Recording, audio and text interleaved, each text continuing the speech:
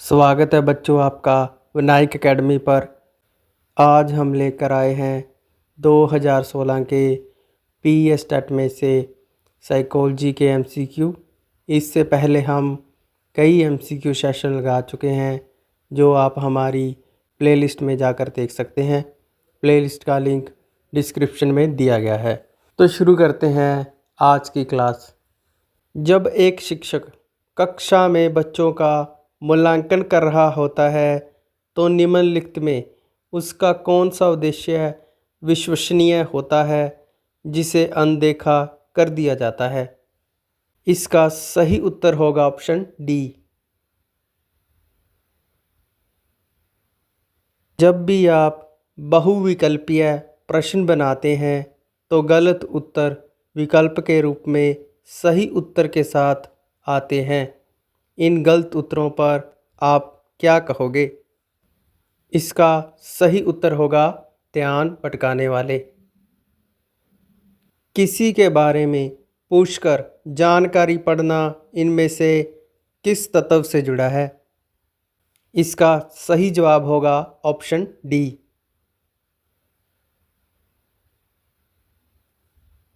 This stage is the time of sexual reawakening. The source of sexual pleasure now becomes someone outside the family. The stage in Freud's psychosexual theory is। तो यह कौन सी stage होगी?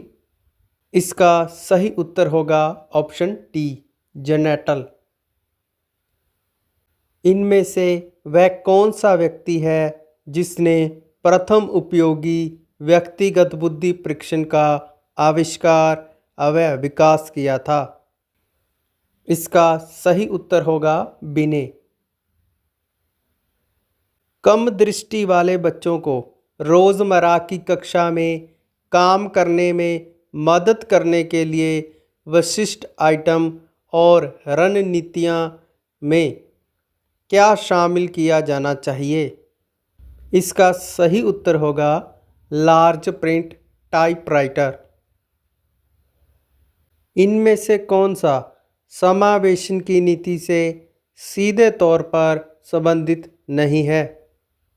इसका सही जवाब होगा Kyoto protocol. यह एक जन्मजात अपने आप जवाब देने वाली एक खास तरह की उत्तेजना की स्थिति होती है। तो यह स्थिति कौन सी होती है? इसका सही उत्तर होगा रिफ्लेक्स।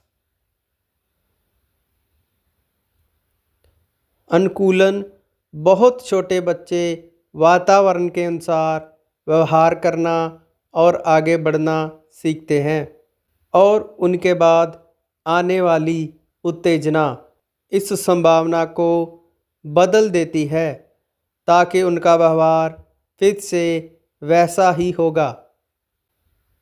तो इसका सही उत्तर होगा ऑपरेंट। कौन सी पियाजे के सीखने के सिद्धांत के फॉर्मल ऑपरेशन की दो महत्वपूर्ण विशेषताएं हैं? इसका सही जवाब होगा ऑप्शन ए। कौन सी मौखिक जानकारी सीखने की विधि नहीं है? इसका सही जवाब होगा परिकल्पना द्वारा पैटर्न सीखना। इनमें से क्या आमतौर पर रचनावाद से नहीं जुड़ा हुआ है? इसका सही जवाब होगा classical conditioning. The ability to think about language as a system is. इसका सही जवाब होगा बहुभाषाई जागृति। कुशल विद्यार्थियों के लिए नैतिक उपलब्धि को देखने की क्षमता का विकास बढ़ सकता है। वह अपना ध्यान केंद्रित करें। उनको किस पर अपना ध्यान केंद्रित करना चाहिए? इसका सही जवाब होगा ऑप्शन बी।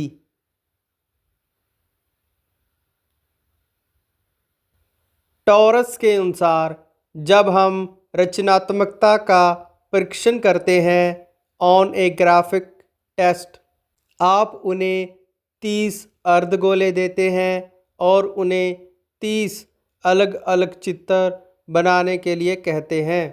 एक अन्य कार्य में मान लीजिए कि आप खिलौने से खेलने के लिए कहते हैं। इन कार्यों का उत्तर क्रमाकृत किया जा सकता है 3 अलग अलग सोच के पहलुओं के साथ जो हैं। इसका सही उत्तर होगा ऑप्शन ए। वैगोत्स्की के सिद्धांत के अनुसार एक क्रिया में 2 व्यक्ति भाग लेते हैं। वे अलग अलग समझ के साथ एक कार्य शुरू करते हैं, लेकिन वे दोनों एक मिले जुले विचार में आते हैं। उनको क्या कहेंगे? तो इसका सही उत्तर होगा इंटरसब्जेक्टिविटी। लॉरेंस कोलबर्ग के अनुसार बच्चे अपने साथियों के बीच स्थिरता नहीं बना सकते। इस बात की समझ इनमें धीरे धीरे आती है जबकि वह इन अवस्थाओं से गुजरते हैं। तो कौन सी अवस्थाओं से वह गुजरते हैं? तो इसका सही उत्तर होगा ऑप्शन सी। रुक रुक कर प्रोत्साहन देना 2 प्रकार के होते हैं। तो वे 2 प्रकार क्या है? इसका सही उत्तर होगा interval schedule and ratio schedule. व्यक्तिगत कारक, शारीरिक कारक, सामाजिक वातावरण और उनका व्यवहार सभी एक दूसरे को प्रभावित करता है और प्रभाव डालते हैं। बंडूरा इन संपर्क की शक्तियों को क्या कहता है? इसका सही जवाब होगा परस्पर दृढ़ शक्ति। एक शिक्षक यह जानना चाहती है कि सत्र के अंत में उसका विषय कितना पूर्ण और किस स्तर पर है। इसलिए वह अपने उद्देश्य को पूरा करने के लिए एक परीक्षा देती है। वह जो मूल्यांकन कर रही है उसे मुख्य रूप से क्या कहा जाता है? इसका सही उत्तर होगा सुमेटिव असेसमेंट। एक हंसमुख छात्र जो मेहनती लगता है कक्षा में कम परेशानी पैदा करता है, जिससे उसे उम्मीद से अधिक ग्रेड प्राप्त करने में लाभ होता है। जबकि एक बहुत शरारती छात्र जो कक्षा में परेशानी पैदा करता है उसे निम्न ग्रेड मिलता है। यह एक उदाहरण है। तो यह किसका उदाहरण है? इसका सही उत्तर होगा हालो इफेक्ट। कोलबर्ग के नैतिक तर्क के सिद्धांत के अनुसार निम्नलिखित में से कौन सा सबसे सही संयोजन है? इसका सही जवाब होगा ऑप्शन बी। निम्नलिखित में से कौन सी रणनीति सांस्कृतिक संबंधों की शिक्षा छात्र से जुड़ी हो सकती है? इसका सही जवाब होगा ऑप्शन सी।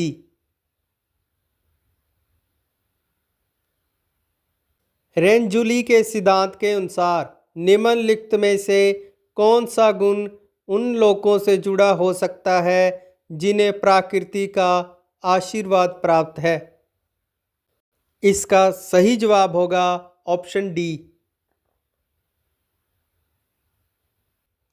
राष्ट्रीय पाठ्यक्रम रूपरेखा शिक्षा के पोजीशन पेपर के अनुसार निम्नलिखित में से कौन सी आवश्यकताएं बच्चों के लिए समावेशन के लाभों से सीधी जुड़ी हुई हैं? इसका सही जवाब होगा ऑप्शन ए।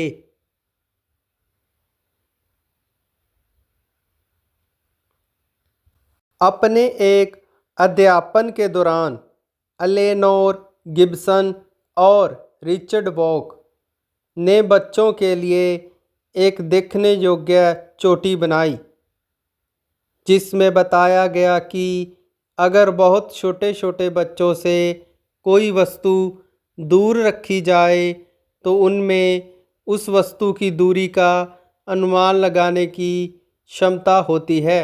वह क्षमता जो इन बहुत छोटे छोटे बच्चों को अपने परिवेश और मोटर गतिविधि को समझने में मार्गदर्शन करती है, उसे क्या कहते हैं? इसका सही उत्तर होगा गहरी समझ।